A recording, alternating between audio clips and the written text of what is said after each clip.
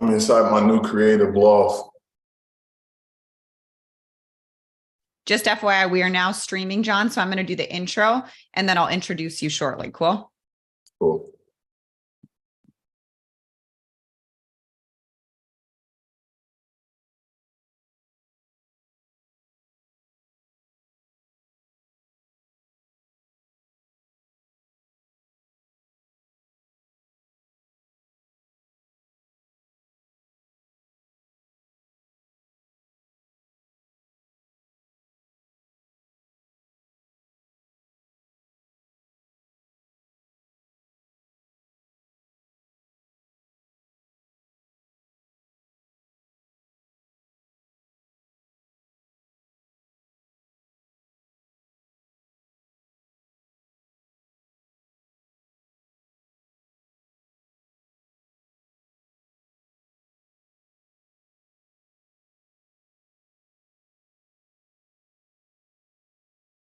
Good morning, everyone. It is just about 10 Central on the dot. I'm just going to give it 1 to 2 more minutes before I kick us off, maybe about 1 minute, and then we'll go live.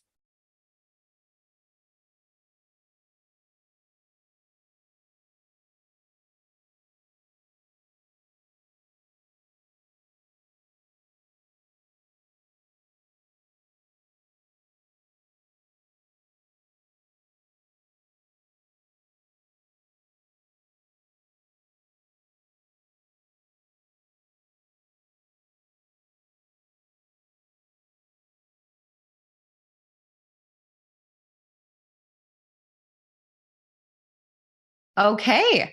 Welcome, everyone. You will notice a new face to Lightbulb Moments today. I am not Tom Kuhn. I'm Erin. And go ahead and use the chat screen and tell us where you're tuning in from. You will hopefully have noticed that this is something new. This is a Lightbulb Moment takeover. And so I am taking over for Tom, and we're going to do something a little bit different on this session today. So go ahead and type in how you're feeling today. Good to see you all, and what you're looking forward to about this session, if you know what to expect. So I'd love to hear from someone in the chat before we get started and welcome our guest. Hi, Anna. Hi, Ashley. Corinne, Jan, good to see you all. Welcome. Good morning. I love it. Okay, so Tom is on, I've called it a sabbatical. It's definitely not a sabbatical, but he is out today enjoying the wilderness with his wife, taking some much needed time off, as we all should. And so I'm doing a little bit of a takeover. And so just as a reminder, this is episode 126 of Lightbulb Moments, and we're doing some really, really cool things with Lightbulb Moments, which hopefully you'll start to experience soon. And also, I want to make sure that you subscribe to our YouTube channel. We are live on this. We're going live right now. So maybe you are even watching on YouTube, which is fantastic. But this is a great way to look at past episodes and also make sure you are notified when we have new ones. So you can just go into YouTube and just hit Qnity in the search bar. And so really, the principle of Lightbulb Moments is a sudden realization of enlightenment or inspiration. And, Tom really seeks to bring these Lightbulb moments to life on these sessions, and we all can learn from them. So no matter what conversation, no matter what experience, there's always a Lightbulb moment, maybe hidden or maybe obvious, to be had. And so today's session is really going to be something, again, a little bit different, but I'm confident that hopefully we can all get some Lightbulb moments. So depending on how closely you follow Qnity, arguably probably most of you on here tuning in live follow us pretty closely. We do have another podcast called Money 02, and this podcast is really focused on financial transformations or financial light bulb moments, if you will. And it's called Money 02, really with Qnity's philosophy that money isn't the most important thing in life, but it is like oxygen. That is not a quote that we said. That is a quote we like to reference by Zig Ziglar. And so many people tell us that, money isn't the most important thing, or I don't care about money. But ultimately, we know that money can help create freedom. Money can help make sure that you are less stressed. Money can help you provide for your family. And so on this podcast, we feature transformations. We feature financial transformations. And it's really powerful for us to try to have conversations about money in a very transparent way and take the judgment or the fear or the angst out of it, because just about everyone, especially entrepreneurs, I know that you have had struggles with money, or scary experiences with money. And all of us as individuals probably have too. And so really it's to take what is, chaotic and fearful and not talked about and bring life to it into a structured, organic conversational format, which is what we're going to be doing today. And so just in a moment, I'm going to welcome my guest, and he is going to be on here. We're going to be doing a live interview for the Money O2 podcast. So this is going to be very much focused on money.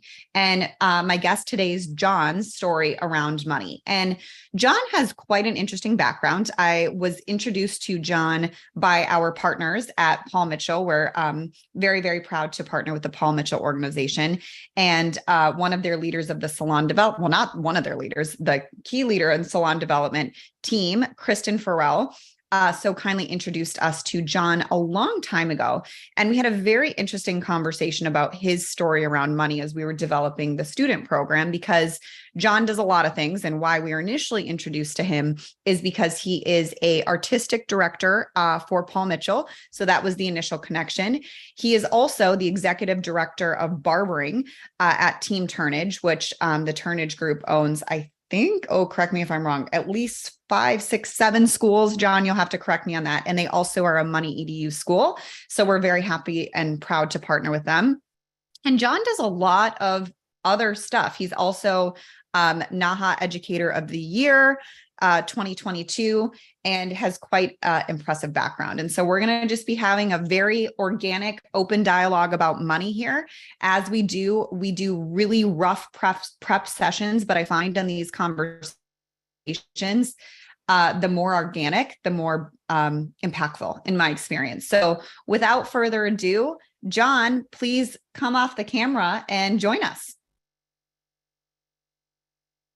Hello, everybody. How you guys doing today? Good to see you, John. I'm so excited to have you here. So before we kind of dive into talking about money, which I know you're very passionate to talk about this topic, particularly in the beauty and wellness industry, tell me, did I miss anything about your background? Any high level? Not everything. Honestly, I thought about sending you a text and saying, hey, can I pay you to go on the road to introduce me like that? All the time. No, so you didn't miss anything. Also, I own multiple companies, which is Popular Nobody Productions, and I own Popular Nobody, the brand, as well. And so, that's just the added little flair. Okay, so it's safe to say you have a couple of side hustles, shall we say? Couple of day jobs, couple of side hustles, couple different sides of revenue streams, yeah? Yeah, definitely. I believe that, that old saying that you need to have multiple streams of income in order to see the millions that we all want to see. And so I just took that and ran with it. So yeah, I have a lot of multiple streams of income that is providing me different ways that, I can't wait to share my thoughts and ideas about money. Yeah, let's do it. So, as I shared with you on this prep session, the audience on Lightbulb Moments who's at least tuning in live today is majority of them are salon and spa owners and leaders. However, I think all of us can benefit from having, this conversation and really looking at the opportunity to expand revenue streams and the importance that has brought to you. And so even if a salon or spa owner is thinking about it from their team and their business aspect, think about what other revenue streams can you open up in your business. And so let's all go into this with figuring out how we can all have light bulb moments and learn from each other. So before we get started, you've had quite a transformation with money, just based on what I have discussed with you. So let's kind of start at the beginning. Tell me about how you started off and how you used to think about money growing up. So growing up, my mother is in the beauty industry, Doris Mosley. And growing up, she was that old school, traditional hairdresser. Appointments was written in pencil, you know what I mean? The shop was running. And I would see my mother come home with wads and wads of cash on Saturdays, but it never translated to grow into more. Then I see my mom opening multiple businesses and it never seemed to grow more. And so I learned from an early age, just watching, like, okay, sometimes you got to handle money different. But then, just growing up, you kind of fall back into those same things that you were seeing before. And for me, it was that Like I got into the barber shop, I'm making a lot of money, but my bank account always looked the same. So as it's looking the same, no matter how many jobs I was working, no matter how many hustles I had, it always seemed like my bank account never changed. So then I had to personally look at what was I doing that wasn't allowing me to see the difference. My work ethic didn't change. So I was putting in a lot of work in, but the money wasn't adding up to the work ethic at the end of the day because I wasn't doing the things properly because I just was looking at money off of learned behavior. And because you're looking at money from learned behavior, you tend to do what you were taught or what you've seen. And coming in, a lot of communities don't talk about financial literacy at all. So that's what you learn from. And so for me, I had to really like slow my pace down and literally look at myself and say, okay, John, what's happening? Why are you not seeing the growth and the income that you're actually looking for? And what was it? What do you think? How are you spending your money? Because it seems like at that time, it probably was a money out issue, right? Versus a money in issue. Sounds like you were doing pretty well behind the chair. And where was the money going? I don't feel like, honestly, I feel like nobody in this world ever have a money in issue. It's always the money out, Yeah. And so the money was going to like hanging out, partying, and I don't even drink, and I still don't drink to this day, but I would go to those environments and hang out with my friends and stuff like that. So I was spending the money, just poor decisions, fashion, all of those things. Like I was just spending so much money in areas that really, when you look at it, it doesn't even really matter. And so for me, that was the change. I had to look at those situations and look at those places and look at what I was doing to not see the money stay true to me bringing it in. I love that you said that. Almost nobody has a money in problem. It's mostly money out. I do think, earnings is important, right? And there's, for some times it is certainly a money in issue, to make sure that you're able to take care of your basic needs. But it was so interesting. I just had a teacher on the podcast on Monday, and he makes a teacher salary. And he, in 7 years, went from negative $25,000, so 25,000 in the hole, to $500,000. And he goes, I didn't really change my income. I changed what I was doing with my money, right? And really being consistent. And so I am totally a proponent. It really is how you manage your money, and it's so important. And so I remember we were chatting with that on the money outside of things. And I'm curious for you as someone, it sounds like, based on what you told me about your mom, it sounds like, you maybe weren't raised with a lot and you weren't educated. Is that a fair assessment on money? I'm not going to say I wasn't raised with a lot because she was making her income coming in was great. It was just the same negative spending habits. Where were you spending the money? So the money coming in wasn't the challenge at all. It was just the negligence of just letting money go back out was the problem. Yeah. Okay. And so once you started to make money, one of the things that I've seen, at least with professionals, once they start to make money, maybe it's a little bit, I don't know if this is true for you, a little bit of like I have something to prove now. So maybe I'm going to buy some designer stuff. I'm going to buy dinner for my friends, whatever it may be. Was that at all the case for you? That is a very, very funny statement because I'm half and half of that. So yes, do I treat my friends nice? And if we're all together, will I pay for dinners? Yeah. But I'm also looking at it different now. That dinner with my friends sometimes end up being business meetings. So we might start talking business, and now that's a financial situation where now that's a tax write-off. Understanding when and where the money can go. But then also too, the designer stuff, I'm not that guy. I am not that guy at all. I've seen what that designer mentality can financially do to people. So I chose not to do that. I don't wear designer clothes. Most of the designer stuff I wear might be Nike. You know what I mean? But I'm still wearing $5, $7 t-shirts. I'll go buy shirts from Walmart. I'm not that guy to where I'd rather spend that money on the materialistic stuff to make me feel good on the outside.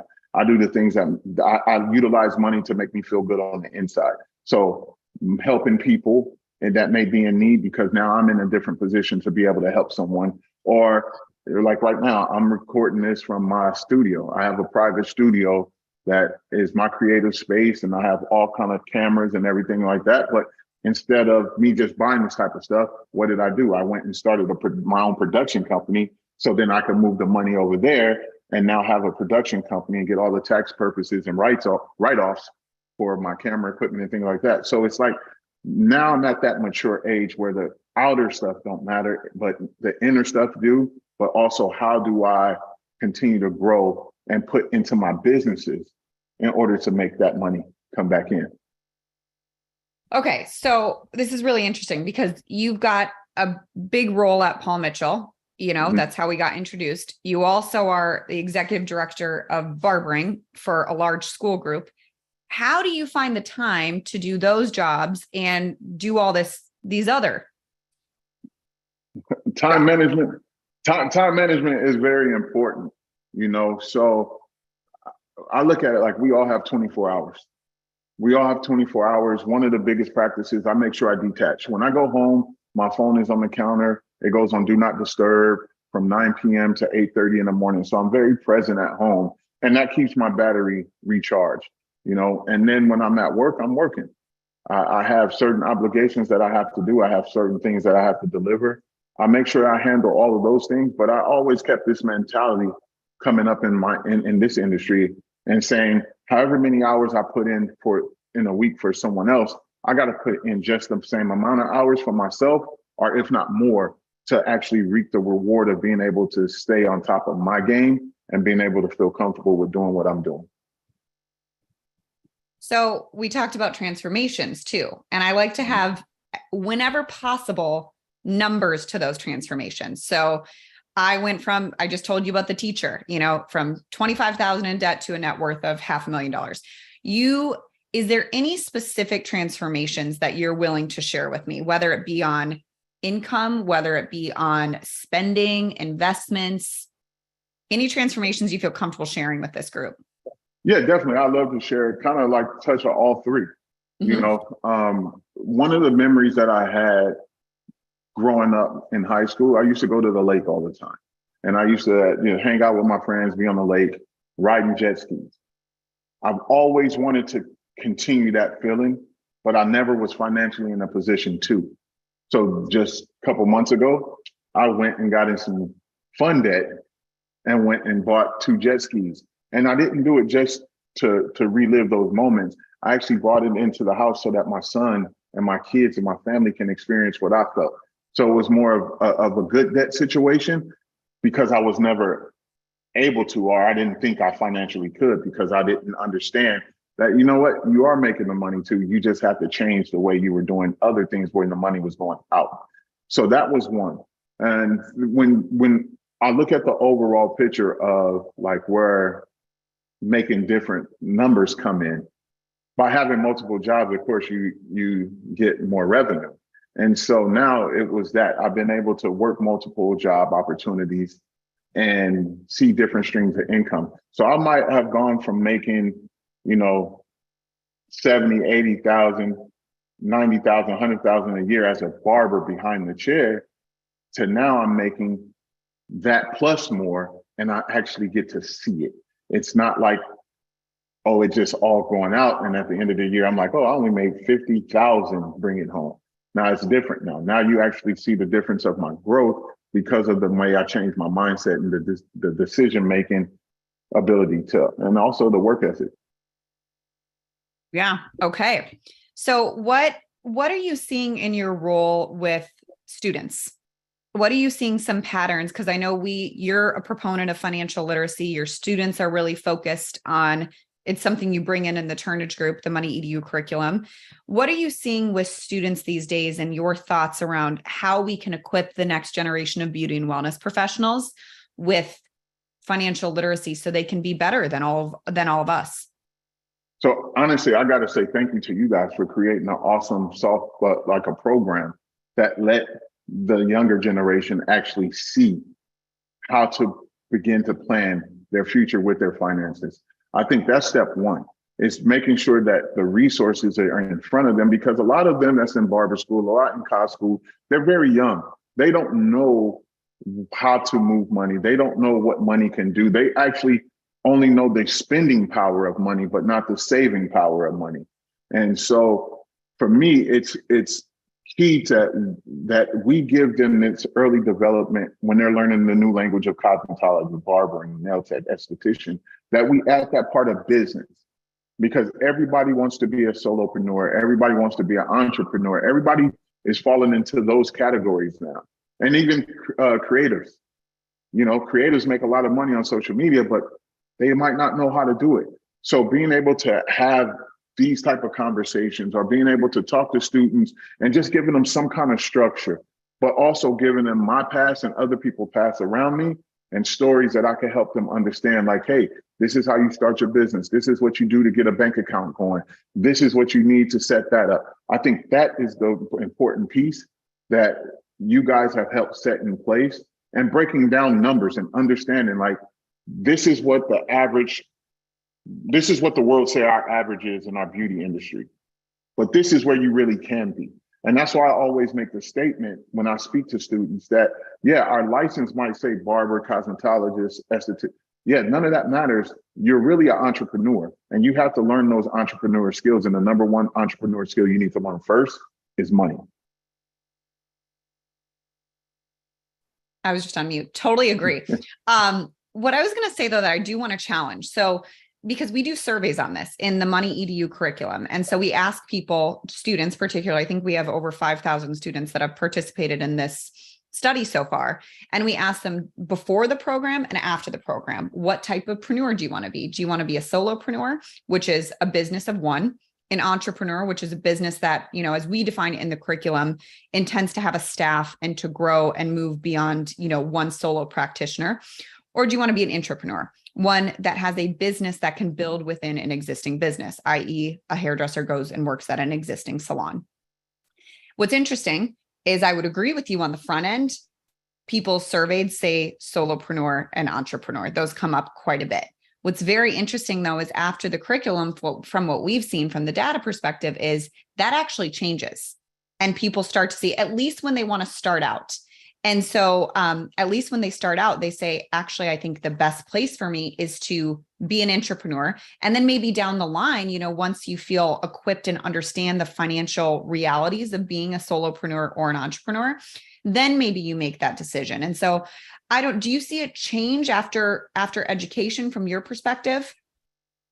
Definitely. I definitely see a change, because then they have that knowledge, they have that information, yes, thanks to you guys, that they can actually make those type of decisions and say, this sounds like where I'm at now, but I eventually want to go to this point. And yeah, I think that's the important part. And sometimes it's just reality, right? You put reality in their face and give them the vision of, okay, yeah, this is where your feet is. This is where you're standing today, but where's your mind? Yeah. We're going to get you right through this program, but we're going to excel you to make the decision to go wherever you want to go after you finish this and get the knowledge that you need to have.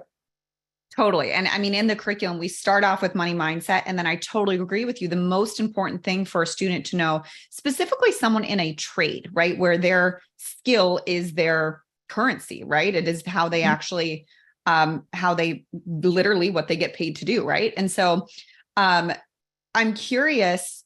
Well, to finish my thought, we teach them right away, okay, the most important thing you need to know, and I believe it's the most important thing for students to know, is how will you actually make money in this skill? How will you actually make an income? Because I think most trades, it's not talked about.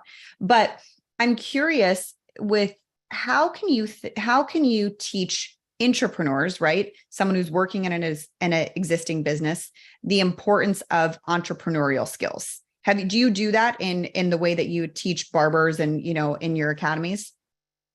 Yes.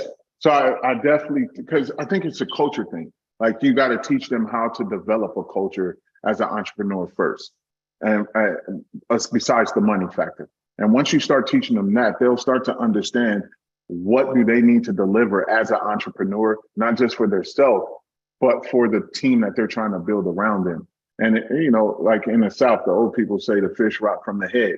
So if a business is going to fail, it's going to fail from the top and not the bottom.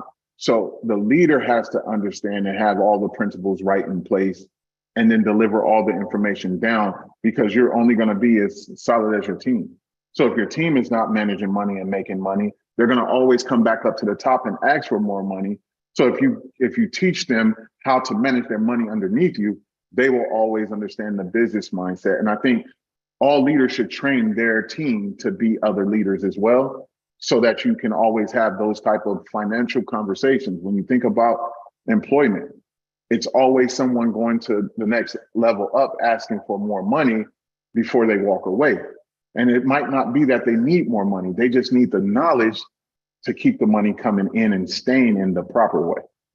I 100% agree. I think so many of our owners, I see a lot of owners on this call right now. And how many times has it been someone, goes and asks the leader for a raise, and they're having financial issues. And sure, it might be a little bit of an income problem, but it might be, a lack of management of their own money. And it's really not, and sometimes that then becomes the employer's problem, which is really challenging for the employer because, many employers, to their credit, they pay what they can afford. I mean, we're working with small businesses, right? We are working with small businesses. They're doing everything they can. And so I think teaching them the importance of money and how to make it work for you, right? No matter what income level you're at, and really equipping them with that knowledge is really good business practice too. 100%. Because as you teach the team, they're going to keep developing. They're going to keep understanding, and then they'll make the shift. They're going to make those shifts to say, I need to do this better. And once I start doing these things better, I could see the difference. Some people make more money than they actually know they do because they only pay attention to at the end of the month when they're paying all their bills out at the end of the month and not actually understanding like, hey, what if you just put a little bit of money away to pay your bills and it's not coming out of one check? Because I think that's one of the biggest problems. People pay everything out of one check and then they feel like they don't have nothing. And it's like, no, you do have it. But let's change the way we move it inside of our own house in order to make this feel better for you. Some people might be making $4,000 a month, but it don't look like $4,000 a month because of how if you eat out, you're buying Starbucks, you got Netflix, you got Max, you got Hulu, you got all of these things going out, but not realizing that these are bills that's piling up every month. You got a gym membership. I think the gym is the biggest ripoff because people sign up for the gym, never use it, but you're still paying that bill. So it's like those type of things, the subscriptions on our cell phone. We got subscriptions that we don't know about. So I want to encourage owners that's listening and pass it down to your team. Get on your phone and check out your subscriptions and see what you're paying for that's just coming out of your bank account every month that you're not even paying attention to. But that's money going out, not money staying in. So how did you transform your relationship with money? Like what are some of the things that you did? You mentioned you were making maybe 80,000 a year or something like that. What did you, and spending a lot, in fairness, that was part of it. But what is something that you did to start to change your education around money? Once I met with you guys and we've spoken, we've seen how the curriculum can help. It's doing the work. No matter how much knowledge you have around anything, if you don't put the work in, that's it. So for me, I had to start applying what I was putting into me knowledge-wise and saying, okay, let me give this a try. Just like when you're dealing with products, you got to wait 2 weeks to see if that product actually works. You got to give yourself time to see if the money system that you're putting in place is going to work. And if not, don't scrap the whole idea. I didn't scrap my whole idea. I just kept tweaking it and make it work for me. One of my clients growing up in the industry, he was like, John, put $20 a day away. And so when I start putting $20 a day away, you get those moments where you're sitting back and it's like, I don't know if I could put $20 away today. But then instead of not putting the $20 away, still put something away. Don't just give up on the $20, put $5 away. But I think that's what helped me, is understanding what works for me financially, because you get all these financial gurus telling you on the internet what to do, how to do it, but they're not giving you the other part. And I feel like that's what you guys are doing. You guys are giving the extra part, the part that's missing, the knowledge that people need to sit down and really dive into and self-check. Because it's easy to just listen to somebody tell you what to do. But can you self-check what they're telling you to do, but also apply it? I had to apply, I had to put the work in, and also I had to realize that I have children. I want to make sure my kids' future is going to be straight. I want my kids to be able to go to college and not have to harass us as parents for noodle money, or, I want my kids to still have a great life even when they're in college and not have to sacrifice so much, because I feel like all of that ties together. Money ties everything together. And if you're financially hurting in any aspect, everything around you will hurt, because your attitude is always going to be the same and negative. And so for me, that's what it was. I put that work in, I listened, and I applied. Knowing to doing, as we always talk about, right? So Mm-hmm. Is there a point? Because I think that's the crux of the issue with so many people, and whether it's health, whether it's changing your financial situation, ultimately the reason to change, the way to change is you have to move into a state of knowing, right? You know what you should do. We all know we should spend less than we make, all the things that everybody tells us to do. But how is it that you moved from going from knowing to doing? Like, is there a light bulb moment you had where you moved into, hey, I know all these things, I'm going to start doing it today and consistently? Definitely. I went kind of homeless. Really? Homeless. Yeah, I kind of went homeless. And one of the guys that I work with at the barbershop, he allowed me to come stay at his house.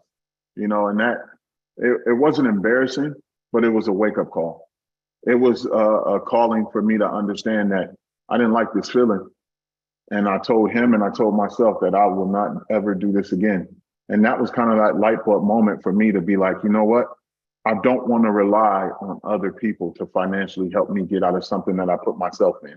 So I'm big on music.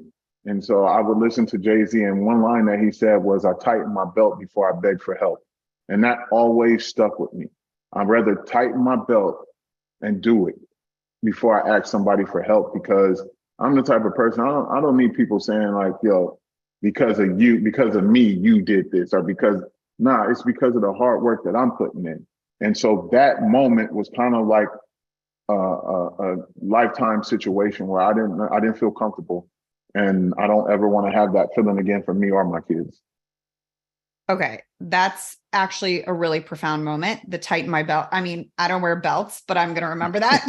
But I think it's like the principle of even all the owners listening to this live. If you are listening live, as a business owner, you can't help your team. You can't expand. You can't help your family if you don't help. I mean, it's kind of that age old principle of like, you cannot give if you don't have enough to give. Right.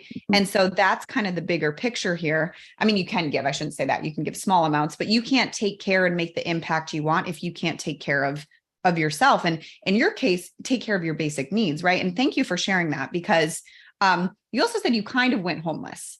So what does kind of went homeless mean specifically, if you don't mind me asking? Kind of meant that I basically had a friend that was willing to let me sleep on his floor. Okay. Home On the to floor. me, on the floor. Yeah, I was on the floor. My kids had a room at his townhouse, but I slept on the floor. I made sure they had the bed. I slept on the floor. Same scenario. They eat some nights. I didn't eat. But that was all because of how I managed money and how I helped people as well. And, so now I'm very cautious on still how I help people financially, because sometimes when you help people financially and they don't understand what they're doing wrong, they're going to always come back to you as a crutch, because they figure out like, oh, it's no secret. You can look on my Instagram and social media and you see I work. I work hard. So you got to know that I'm working hard and there's a financial benefit coming from the work that I'm putting in. So it's easy for people to turn around, and not just me, owners listening. This is for you too. People will look at your social media and say, okay, well, I know if I ever get in a pinch, so-and-so has it. And sometimes it's like, you got to be cautious with that too, because that's also part of the reason why you will get financially drained, is because people are coming to you always. And so for me, that's what kind of homeless meant, was I had a friend that let me sleep on that floor, allowed me to, get better. And I just told him straight out like a man, bro, I'm not going to be here long. Give me 3 to 6 months and I'm out of here. And I promise you, I'll never come back. And I still stand tall to that to this day. Again, thank you for sharing that. That's got to be a very humbling experience for a man taking care of anyone taking care of a family, but I think that's a uniquely, to ask for help like that is uniquely, I think the commonality that I hear is you hit the rock bottom hard enough, right? Like that was your rock bottom. You didn't need to hit another rock bottom. And that's Nah, what moved you to the knowing to doing. Is that a fair assessment? very fair. Because rock bottom hurt. I don't want to hit that bottom of that ocean ever again. Like And it's so when you became kind of homeless, and I'm sorry, but I think these are the transformations that people can actually like, and this is why it's so important when people can be vulnerable, because it's like, if he was here and now he's here, then somebody can look at their own situation and be like, hey, okay, maybe I can make a change too. And so how, do you mind me asking what happens? Did you get evicted from another home, or what happened to cause that situation? Because it also sounds like you had a family at that point. Well, you did. yeah. So I was taking care of my two children at the time, and I basically had joint custody. Mm. So we had 1 week on, 1 week off, but I kept them majority of the time because if anybody know me, I'm very tight knit with my kids and my family. Mhm. And so I did have my nephews living with me at the time, and I was on the road a lot working. And while I was gone on the road, my nephews, of course, young, they would have people over, it get loud. So I come home and I had an eviction notice. And my nephews had took off. They moved out. They left with their stuff and left me with this eviction notice. So I had to pack up and I had to be gone within like a week. And so I didn't have nothing. I didn't have nowhere to go. And of course, once again, circling back to financial literacy, my credit score was horrible. So I couldn't go out and get anything because I had a repossession on my credit. I had bought my first home in California at almost $700,000, and Whoa. my mortgage was like 400,000 a month, and so Well, I had, not 400,000 a month, but I mean, even so 4,000. I Sorry, was like, dang, what did you do? yeah, yeah, no, 4,000 a month, and then Mhm. I had that house on my credit. I had the bank, not the bankruptcy, but the repossession on my credit. So I couldn't really find anywhere to live. And so I literally had to go back in and really hit the reset button and start completely over Mm. and start fixing my credit. Once I started fixing my credit, then I was able to move into a different situation. But I think that's some of the biggest problems is that we all don't see how our credit score will hurt us if we don't put our money up properly. At some point, we're going to need that credit score to move into situations. And so for me, I'm fully aware of my credit score now. I'm fully aware of how I spend my money. I'm fully aware of that feeling of, having to tighten my belt. Yeah. I mean, I think ultimately this is the unfortunate. So on Money 02, I've now recorded 20 something episodes and we've done money stories. So I've had these conversations and I've heard a lot of people's rock bottoms. And I just actually, before you, I was interviewing JP, John Paul DeJoria. And what was interesting about your story and his is both the rock bottom moments were becoming homeless, which, or kind of homeless in your case, right? And Mhm. ultimately it's like, how do we help people and, future professionals, existing professionals, business owners? How do we help them move from knowing to doing and having their rock bottom that doesn't have to be such a hard rock bottom, right? I don't know if it's possible. I'm just curious because I have seen that sometimes change happens when somebody hits a rock bottom. How do we make sure people don't have to hit the rock bottom before change? And I'm just curious. I'm just throwing it out there. Me personally, what I like to do with future professionals now, I like to catch them before the rock bottom happened. Mm-hmm. You spend enough time with students, they'll get comfortable and they'll start telling you their outside life. And as they start telling you their outside life, you can start to hear the stories of where they're headed because Mm-hmm. we have the experience. We've seen what they're telling us. We already had those signs and we went through that path. And so for me, a lot of times with students, I have an open door policy. They could come sit in my office and talk to me about everything. And then when I start hearing financial challenges, I kind of help them budget how I did. That helps me work. And so it kind of gives them that breakdown, even with new team members. I had a team member that joined the Popular Nobody team and she was homeless. And when she was homeless, I was like, listen, you got to stop going to brunch. You got to stop doing your Not nails. funny, Like, but yeah. Yeah. You know how to do your own nails. You're a cousin, so do your own nails. Like you have to stop all these luxury things and really just buckle down and put yourself on a budget. So I would even help budget her weekly grocery list or monthly Wow. grocery list to make sure, and I would hold her accountable. And I think that's another big part. Sometimes the future professionals are sometimes our employees, sometimes us as ourselves. We don't have people to hold us accountable to what we're doing financially. So if you don't have that financial mentor, that financial person that's going to check you and say, hey, now was that on the budget this week? If we Mhm. don't have those people in our life or they don't have those people in their lives, they're going to make the same mistakes every time. And you don't have to stay there all the time. You just need to be there for a short period of time to change the habits that they've already created. But then you could start giving them those check-ins after they created the new habit.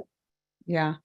I mean, it's amazing, the things that we think we can't live without. I'm just really struck by that story. And my response was, it was almost like you're homeless, but still going to brunches. You know what I mean? It's like, it's so interesting. I wonder, did you expand on that story with her? Yeah, like it's pretty much that lifestyle. Fake it till you make it. Lifestyle. Yeah. Yeah. Lifestyle, fake it till you make it. And same thing. You're living in a city where it's a rat race. You're trying to, be in the happening spots because we got to gain clientele. We got to do this. We got to do that. And sometimes it's like, yeah, you could be in the happening spot without actually going in the happening spot. You could be around the happening area without having to partake in the happening area, you Yeah. know? And so it's just those type of things I think that a lot of people don't realize. We're constantly putting ourselves in financial vulnerable situations. And Yeah. we feel like we gotta live up to it and we gotta do it. And that's why I said earlier, I don't care about name brand stuff. I created a brand so I could wear my own brand. So if I'm gonna spend money on some shirts and hats and stuff, I have my vices. I like watches, I like shoes, and I like hats. But I also like things that make my money and my business grow. But it's like I had to get to that point to where I can be comfortable spending that and also still being able to self-check myself. Like, do you really need that? No, you don't. Okay, perfect. Let's keep walking. You know what I mean? So it's like, I think that's a point where everybody has to come to, and it has to lead with having somebody on your side to be, think about it. AA have people that hold people accountable. Sponsors. Yeah. They have sponsors, but financial situations, we don't have sponsors. But you Yeah. got to be that sponsor in order to help the next person get out of the situation that you see them headed to. I have another question with and bringing up the AA thing. I think one of the things that I've also learned is financial therapy is a new field. It's considered very new, but it's actually been around for 12 years, and it's becoming very more prevalent in the field of psychology and therapy. And in your experience working with students, I have been shocked just in going into some schools how many people raise their hand that they have experienced some sort of financial trauma. And I know that sounds a little deep, but I would argue what you just shared, that's a little traumatic. You know what I mean? Yeah. That's a little traumatic for you too, right? But ultimately you were able to get on the other side. Is that something you see with students where there's like, they were raised in maybe a circumstance or had an experience, and trauma is relative, right? You know what I mean? What may be traumatic to someone may not be. It's hard to quantify and qualify what trauma is in this case, but have you experienced that with students where because we see a lot of just anxiety around the topic of money? Oh, yes, definitely. You see it from, and it works both ways, on the positive side and the negative side. Yeah. You'll have some parents that are so financially strict with their kids that they watch their parents grow up so tight knit, and they can have a lot of money, but because of the way the parents program them, they question this $20 shirt too much for me to buy and celebrate myself. Or on the other side of it, it's like, I only have $20. I can't spend it on nothing. I got to hold this $20 forever, and it's like, both of those I feel like are very traumatic to some people because you have that person that has the money and can, spend their money, but they get more satisfaction out of spending it on other people than actually treating themselves and celebrating their victories for being able to do things for themselves. And then you have the other person, like I said, that financially can't do nothing for themselves. And that's because what they've seen in the household. They seen it could be alcoholism. All the money went to drinks. All the money went to food addiction. All the money went to drug addiction. All the money went. So they hold that money tight and they don't even do any of those things because they're like, I can't lose my money. I've seen us lose everything from these things. And so I think both way. I'm a firm believer that there is financial trauma in a lot of people's households and a lot of people's lives that they don't realize is trauma yet. Yeah. Yeah, I totally agree with that. And I think ultimately, the light bulb moment that I've had and with these conversations is there is no formula. This is all personal, but I do think the only way to change your circumstances and to change your financial reality, whether your business is in a tight position, whether you're personally in a tight position. I know a lot of salon owners have come to us. And one of the things that breaks my heart is when they're not prepared for retirement and they feel and there's so many things where it's like, oh, if we can just help you, see what's possible. And so that's why I think these conversations are so important. But the light bulb moment I just had, and it reminded me of this in talking to you because I just came from another call right before this with JP, and he's the only billionaire I've ever spoken with in my life. So I have something to learn from him. I think we all do. And what I thought was really interesting is he said every time he started making more income, he would require that for a full year, he did not change his lifestyle, a full year. And I think so many people do that when the business starts getting better or, when they maybe get an increase, it's like, okay, I'm going to change a little bit of my lifestyle. Maybe I'm going to get a nicer apartment or I can do these things. And it's like, that to me is such a practical piece of advice for a full year, just to not change your lifestyle at all. And I think, I thought that was really interesting. No, I've never looked at it that way. Yeah. But that's great advice to pass on because you do see it. People are like, oh man, I got a pay increase, so now I could do this. Well, take that pay increase and save it. Yeah. Don't just go spend it because you got to increase, because now you're living off the same exact money that you was living off of before. So it goes back to what we said earlier. You lose the fact that you might have this extra money, but because you're changing your lifestyle. And I'll definitely want to speak to the owners here. And this is something that I see a lot. Owners, please stop posting your lifestyle on social media when your team is struggling, when your employees are struggling, because all they see is that they're doing all this hard work for your company and all you doing is vacation, all you doing is party, and all you're doing is everything that they can't do. So it's financially starting a problem in their head, and then it creates tension in the workplace, and then the salon, the barbershop, and everything gets chaotic because you're the owner that's out having fun, partying, and showing all of this when you really should be looking at how to save and talk to your team about getting to that level as well. Okay, that is so interesting. And actually, I was going to say something with this because I have thought about this a lot because I think, as a business owner, nobody knows what is happening, right? Like, I know many salon owners on this call are making less than a lot of their staff. And it's not something that's talked about, but people make assumptions. And even more recently, I've been thinking about this too, where it's like, people make assumptions when they see a square on social media and they have no idea. And it's really unfortunate. And what I'm hearing your advice is like, if you're enjoying life as a business owner, and this, I'm just going to be really blunt, don't post it because people are going to make assumptions and they're not real. That's the advice that you're telling me. That's it. You can enjoy life. You can enjoy life. You could definitely enjoy your life. I'm not saying don't enjoy it, but think about the people that you're planting seeds in their mind. You're watering their garden because they're looking at you already as the owner and saying, especially if there's an employee that has been complaining, you're just feeding. We all know cancer grows. That one cancer can grow into a lot of different other people. Yeah. And you're sitting there thinking everything is fine and dandy, but then you have a walkout. Why? Because you're posting, you got a new Mercedes. You're posting that you're going here, you're going there. Don't Like, I don't want nobody watching this get me wrong. I'm not saying don't live your life as an owner. Yeah. You've worked hard to start your business. You did all of those things. Kudos. That is great. That is great entrepreneurship. But the one thing that I will encourage is please stay away from posting a lifestyle that other people wish they had that's right around you, because they're your employees looking up to you. Oh, that is some profound stuff. And I'm thinking of someone on our team.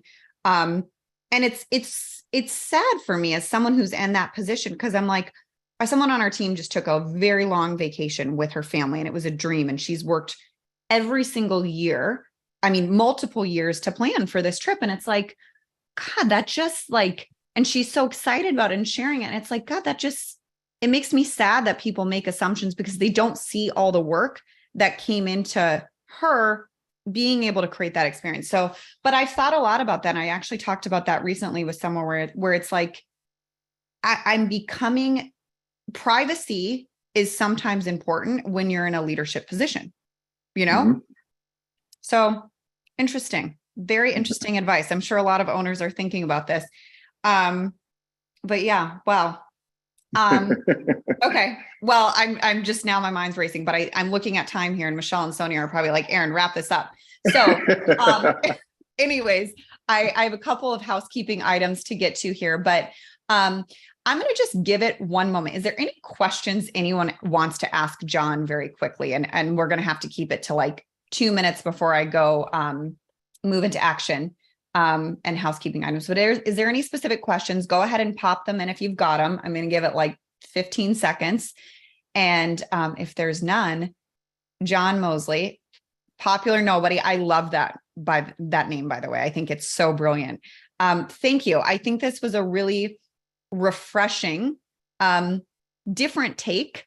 And I think that's why these conversations are so important, to provoke different thoughts and different experiences. And I think there's a way to share your life and family with people without highlighting lifestyle choices that would make your team. Yeah, I totally agree with that, Michelle. That's very true. Thank you very much. Okay, I don't see any questions. So John, I'm going to let you get back to whatever it is you're doing of one of your many roles today. So thank you so much again. Thank you. I know you're artistic director at Paul Mitchell and you're with one of our schools. And I just want to thank the team at Paul Mitchell because they introduced us to you, and we are very proud to partner with that organization among some many other amazing brands and organizations. So I'll let you go. I'm going to do my housekeeping items, and we'll see you again very soon. Thanks so much, John. Definitely. And I would love to extend the opportunity for you to get on my podcast. I just started that. So I'm standing, if you can see the space behind me, my podcast is called Nobody Listens. And we're about to get that. Brilliant. Nobody listens. So this is the set to Nobody Listens. And so we're going to get this thing ramped up and having fun. And I would love to have this type of conversation on my podcast as well. And, just share it, because I do have a different following, but my following definitely needs to hear this message, because it makes an impact on the culture and the community more than just a person. Yeah. You got myself. So anytime you want me, I'm there. Maybe you can fly me there as part of your business investment in the podcast. I'm totally so kidding. Listen, all guests, I take care of their flights, their hotel, and if they charge, I pay their fees. Where are we going? France? Is that where your studio is? No, it's in Fort Worth, Texas. Oh, I love it. All right. Well, literally anytime, John. Thank you. Perfect. And we'll chat soon. Okay. All right. Aaron, talk soon. You guys. All right. All right, everyone. I hope that was an interesting dialogue, some fresh perspectives. So let me just wrap this up. And I will let everyone get back on with their merry day here. Okay. So that was John. Thanks again. If you have anyone that you would like to be on Lightbulb Moments, or you have a guest that you think could spark an interesting dialogue, have a unique moment, please submit it on this section. I'm just looking at my chat to make sure I didn't miss anything. Okay, cool. Thank you, Sonia, for that. Very important. We have some amazing workshops coming up. These are really appropriate for owners and leaders, and especially really impactful for managers. So this is our execution workshop. It's called Execution SBO. It gives you all of our systemized tools to help you create a stronger operating model, and in a really simple visual way. So check that out. We do have some spaces. It's going to be taught by the wonderful Heath Smith, and the Cunity team will be there in Minneapolis. You're going to learn all of these tools and systems, and it's one of my favorite programs that I actually haven't seen the full program live, but we've done it fully for many years in Cunity in action, but this is kind of on another scale. All right, I can't be in Tom's head, so I actually don't know what Tom's light bulb moment is, but I think I had many light bulb moments with that conversation. And it was really about, recognizing when you post you're happy, and it kind of goes for anything. It's not just in work, but when you post something, when someone is maybe not in a state of happiness, I don't know. I'm just really thinking about that. And I'm also thinking about how do we help students and professionals and business owners avoid having to have rock bottoms with money? How do we make sure that they don't have to have that rock bottom? And I think my opinion is that starts from education, but I want to kind of expand and think about that further on how we can do that. And I also think part of it is helping people hear from other people's rock bottoms so they can learn from their mistakes. So if you had another light bulb moment, go ahead and post it in the chat. I'm curious what the team's light bulb moments were if they had them. But another housekeeping item, we have a really, really amazing workshop coming up around transition planning and exit. And so this is going to be in Atlanta, Georgia, right around the time of 2 to 10. And so we know, and we've seen a lot of this with baby boomer owned businesses, is they're not prepared for what a transition means. And unfortunately, what that means is the business usually closes. And so this is the time, if you're even thinking about that in the near future, to start to think about that. We have some amazing guests. We've done a lot of exit work in the past, and we kind of paused it with some of the stuff that we were doing with Money EDU in the school company, but we are bringing this back. So please consider joining us there.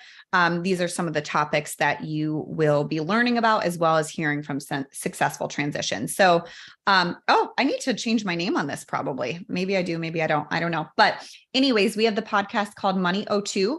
I have about 20 episodes on there right now. So it's a really great resource, again, just to provoke conversations. And I'm also very open to feedback on that podcast, by the way. It's very new, but my goal is to have very direct, transparent conversations about money so we can all make better financial decisions and have a greater financial experience, whether it's in our businesses, lives, etc. So let me know what you think of that podcast. If you take a listen, there's some really good episodes on there for you.